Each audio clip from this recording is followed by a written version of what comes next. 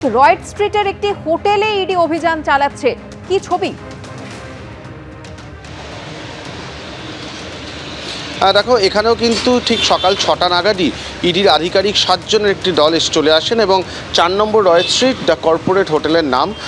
এই হোটেল এবং তার সঙ্গে কফি শপ রেস্টুরেন্ট এখানে চলে এবং প্রায় 10-12 বছর আগে এই হোটেল তৈরি হয়েছে বলে জানা যাচ্ছে এবং একই কেসে বিশ্বজিৎ পোদ্দার, যিনি সোনা পাপ্পু নামে বেশি পরিচিত, তাকে গ্রেপ্তারি করা হয়েছিল 18 তারিখ এবং তারপরে আজকে 22 তারিখ এই হোটেলে কিন্তু এই মুহূর্তে ইডির আধিকারিকরা এসে পৌঁছেছেন এবং সেন্ট্রাল ফোর্সের যারা কর্মীরা রয়েছেন তারাও রয়েছেন হোটেলের লবি এলাকায়, রিসেপশন এলাকায় তারা এই মুহূর্তে রয়েছেন।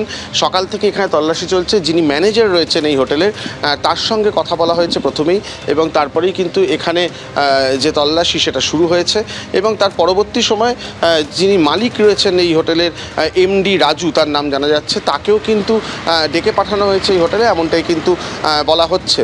হোটেলের যারা সিকিউরিটি কর্মীরা রয়েছেন তারাও যেটা জানাচ্ছেন যে মোটামুটি সকাল 6টা নাগাদই এখানে ইডি আধিকারিকরা চলে আসেন এবং তারপর থেকে তল্লাশি চলছে। 6টার আশেপাশেই এসছেন বোধহয় আধিকারিকরা। হ্যাঁ, 6:10-এর মধ্যে এসছেন। 6:10। আপনারা কিছু বললেন নাকি প্রথমেই ম্যানেজারের সঙ্গে? ম্যানেজারের সঙ্গে কথা বলেছেন প্রথমে। আর কি বিষয় আপনাদের কিছু জানানো? আমাদেরকে কিছু জানানো হয়নি এখনো। আর হোটেলে বোর্ডাররাও রয়েছেন?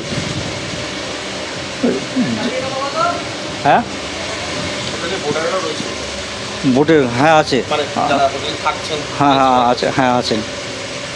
বুঝতেই পারছো, এখন এই হোটেলে গেস্টরা রয়েছেন। সকালবেলাও 1-2 চেক আউট করে গেছেন, তাদের সঙ্গেও তাদেরকে নিয়ে ইডি কোনো বক্তব্য ছিল না, কিন্তু হোটেলের অন্যান্য বেশ কয়েকটি জায়গা, রিসেপশন এলাকা থেকে শুরু করে বিভিন্ন জায়গায় তারা কথা বলছেন। যিনি মালিক রয়েছেন বলে জানা যাচ্ছে, তার সঙ্গে কি যোগাযোগ সেগুলো নির্দিষ্টভাবে দেখা হচ্ছে, তাকেও ডেকে পাঠানো হচ্ছে এবং সকাল 6টা থেকেই এই হোটেল চত্বর জুড়েই কিন্তু তল্লাশি চলছে রয়েট স্ট্রিটে। অরিত্রিক, তুমি আমাদের সঙ্গে থাকো। বুলডোজার এবং নোটিশ কাণ্ডের আবহে কলকাতা পুরসভার অন্দরে চূড়ান্ত ডামাডোল।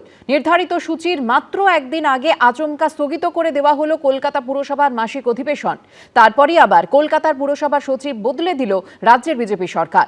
এর মধ্যে শুক্রবার মমতা বন্দ্যোপাধ্যায়ের বাড়িতে তৃণমূল কাউন্সিলরদের বৈঠকে ডাকা হয়েছে বলে সূত্রের খবর। অভিষেক বন্দ্যোপাধ্যায় সংস্থা ও আত্মীয়দের সম্পত্তিতে কলকাতা পুরসভার নোটিশ ঘিরে তৃণমূলের অন্দরেই তোলপাড় চলছে। এর মধ্যেই আচমকা স্থগিত করে দেওয়া হলো কলকাতা পুরসভার মাসিক অধিবেশন। শুক্রবার এই অধিবেশন হওয়ার কথা ছিল, তার একদিন আগে বৃহস্পতিবার কলকাতা পুরসভার তরফে নোটিশ জারি করে জানানো হয় আপাতত এই মাসিক অধিবেশন স্থগিত রাখা হচ্ছে।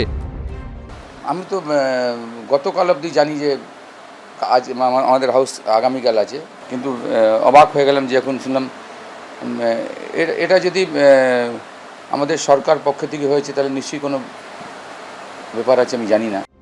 এই নোটিশ জারির কিছুক্ষণ পরই সামনে আসে আরেকটি চমক। কলকাতা পুরসভার সচিব বদল করে দেয় রাজ্যের বিজেপি সরকার।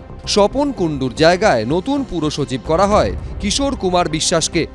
শুক্রবারই কলকাতা পুরসভার মাসিক অধিবেশন বসার কথা ছিল এই ঘরে, কিন্তু তার আগে বৃহস্পতিবারই কলকাতা পুরসভার সেক্রেটারি একটি নোটিশ দিয়ে এই বৈঠক স্থগিত ঘোষণা করেছেন আর তার পরপরই বদলি করা হয়েছে সেক্রেটারিকেও। স্বাভাবিকভাবেই এই পুরো পরিস্থিতি নিয়ে বিভিন্ন প্রশ্ন উঠছে পুরসভার অন্দরে। আদৌ এভাবে কলকাতা পুরসভার মাসিক অধিবেশন স্থগিত করা যায় কিনা তা নিয়ে প্রশ্ন তুলেছেন চেয়ারপারসন মালা রায়। রাজ্য সরকার যারা সরকারে এসছে তারা তো দেশের স্বৈরাচার করেছে, এখানে এই রাজ্যে স্বৈরাচারই মনোভাব নিয়ে এসছে, তারাই ষড়যন্ত্র করছে, তারা নিজের মনোনীত লোককে দিয়ে এই ধরনের ষড়যন্ত্র করার চেষ্টা করছে। ডিসেম্বর পর্যন্ত আমাদের টেনিওর আছে, আমাদের গণতান্ত্রিক অধিকারকে আমরা কিছুতেই এটা কেউ কেড়ে নিতে পারবে না।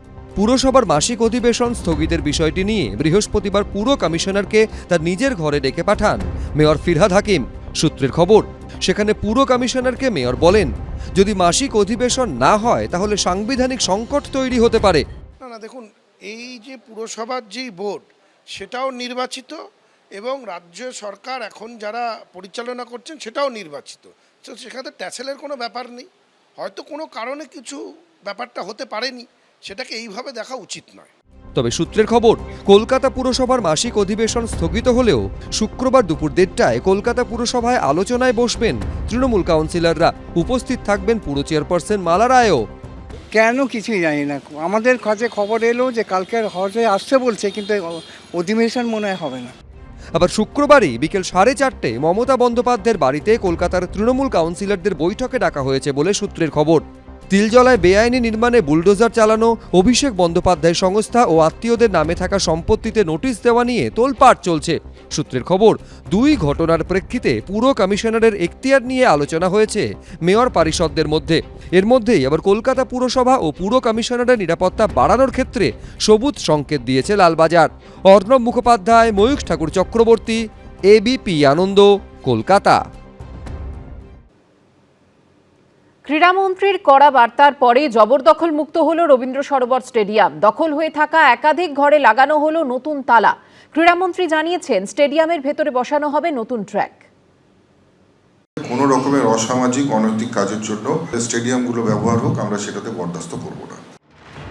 ক্রীড়ামন্ত্রীর হুঁশিয়ারির 48 ঘন্টার মধ্যেই অ্যাকশন মোডে ক্রীড়া দপ্তর। জবরদখল মুক্ত হলো রবীন্দ্র সরোবর স্টেডিয়াম। রবীন্দ্র সরোবর স্টেডিয়াম বাংলার খেলাধুলার জগতের ফুসফুস ছিল। তারপর 2011 সালে পালা বদলের পর থেকেই এই রবীন্দ্র সরোবর স্টেডিয়াম বেহাল হয়েছে। তারপর সময় যত এগিয়েছে, রবীন্দ্র সরোবর স্টেডিয়ামের খেলা কম, জবরদখল বেশি হয়েছে। ঘর দখলমুক্ত হয়ে গেছে। আজ এখানে যে একাধিক যে ঘরগুলো, সেই ঘরগুলোর তালা ভেঙে নতুন তালা লাগিয়ে দেওয়া হয়েছে। রাজ্য ক্রীড়া দপ্তর সূত্রে খবর, রবীন্দ্র সরোবর স্টেডিয়ামের একাধিক ঘর জবরদখল করেছিল বিভিন্ন ক্লাব, যার সঙ্গে আবার মমতা বন্দ্যোপাধ্যায়ের 3 ভাইয়ের যোগ রয়েছে। সূত্রের খবর, রবীন্দ্র সরোবর স্টেডিয়ামে যে ক্লাবগুলোর নামে ঘর জবরদখল করা ছিল, সেই ক্লাবগুলো হলো কালীঘাট স্পোর্টস লাভার্স অ্যাসোসিয়েশন, যার সঙ্গে মমতা বন্দ্যোপাধ্যায়ের ভাই স্বপন বন্দ্যোপাধ্যায় ওরফে বাবুন জড়িয়ে আছেন। কালীঘাট মিলন সংঘ, যার সঙ্গে মমতা বন্দ্যোপাধ্যায়ের দাদা অজিত বন্দ্যোপাধ্যায়ের নাম জড়িয়ে রয়েছে, এবং বিবেক ক্লাব, যার সঙ্গে মমতা বন্দ্যোপাধ্যায়ের আরেক ভাই কার্তিক বন্দ্যোপাধ্যায়ের যোগ রয়েছে। প্রশাসন সূত্রে খবর, ঘর জবরদখল ছিল সুরুচি সংঘের নামেও, যে ক্লাবের সঙ্গে প্রাক্তন মন্ত্রী অরূপ বিশ্বাসের নাম জড়িয়ে আছে। গত মঙ্গলবার এই সব ঘর জবরদখল মুক্ত করার কথা ঘোষণা করেন ক্রীড়া ও যুব কল্যাণ মন্ত্রী নিশীথ প্রামাণিক। আমরা যে সমস্ত সংস্থা বা যারাই যে এনক্রোচমেন্টগুলো আছে, আপনারা জানেন যে সারা পশ্চিমবঙ্গে যেখানে যেখানে এনক্রোচমেন্ট আছে সেখানে সেখানে খালি করা হচ্ছে। ঠিক একই রকমভাবে খেলাধুলোর জায়গায় যদি অবৈধভাবে কেউ বা কারা এনক্রোচমেন্ট করে থাকে, জবরদখল করে থাকে, নিশ্চিতভাবে তাদেরকে আমরা আইনি পদ্ধতিতে আমরা তাদেরকে আমরা সেখান থেকে সরাবো, এবং নিশ্চিতভাবে খেলাধুলোর জায়গা শুধুমাত্র স্পোর্টসের জন্যই ব্যবহার হবে। বৃহস্পতিবার পুলিশকে সঙ্গে নিয়ে সেই সব ঘর দখল মুক্ত করে রাজ্য ক্রীড়া দপ্তর। জবরদখল করা ঘরে তালা ভেঙে নতুন তালা ঝুলিয়ে দেওয়া হয়। কালীঘাট মিলন সংঘের সভাপতি এবং মমতা বন্দ্যোপাধ্যায়ের দাদা অজিত বন্দ্যোপাধ্যায় জানিয়েছেন, তারা ঘর পাওয়ার জন্য ক্রীড়ামন্ত্রীর কাছে আবেদন করবেন। 2000 সাল থেকে আমরা করি ওখানে, আমরা অ্যাপিল করব, ওনাদেরকে বলবো, তারপর যেরকম হবে সেরকম দেখা যাবে। আবার ওনাদেরকে অনুরোধ করে আমরা চেষ্টা করব যে আমাদের আর একবার আমাদের সুযোগ দিন, যাতে আমরা এখানে খেলাধুলাটা চালিয়ে যেতে পারি। বেআইনি না, আমি তো সুভাষ চক্রবর্তীর আমলে সুভাষ চক্রবর্তীকে একটা চিঠি দিয়েছিলাম, তখন বললো, দেখ আমরা এমনি তোকে চিঠি দেবো না, তোরা থাক ওখানে খেলাধুলা কর, সেই থেকেই আছি। বাকি ক্লাবগুলির প্রতিক্রিয়া মেলেনি। রাজ্য ক্রীড়া দপ্তর সূত্রে খবর, এতদিন স্টেডিয়ামে প্র্যাকটিস করতে পারত হাতে গোনা কয়েকটি ক্লাব, অন্য সময় স্টেডিয়ামে তালা দেওয়া থাকতো। এবার থেকে তা হবে না। ক্রীড়ামন্ত্রী জানিয়েছেন, স্টেডিয়ামের ভেতরে বসানো হবে নতুন ট্র্যাক। সৌমিত্র রায়ের রিপোর্ট, এবিপি আনন্দ, কলকাতা।